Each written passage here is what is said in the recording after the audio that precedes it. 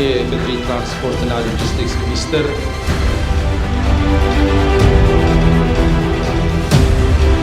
በዛሬው መርሃ ግብር የምረቃ ስነ ስርዓት ብቻ ሳይሆን ለኢትዮጵያ የሎጂስቲክስ የወደፊት ዕጣ ፈንታ የያዝነውን የማይናወጥ ቁርጠኝነት የተሞላበትን ራዕይ የሚያሳይ በዓልም ነው።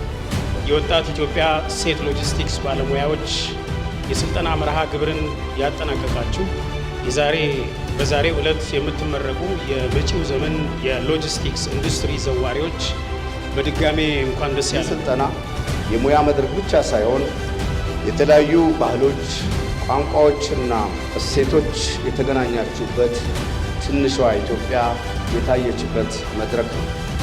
በሀገራችን የኢኮኖሚ ምሰሶ በሆነው የሎጂስቲክስ ዘርፍ የ10 ወራት ከፍተኛ ስልጠናችሁን አጠናቃችሁ ለምረቃ የበቃችሁትን እህቶችን እንኳን ደስ ያላችሁ ለማለት በመቻሌ የተሰማኝ ደስታ ላቅ ያለ መሆኑን እገልጻለሁ።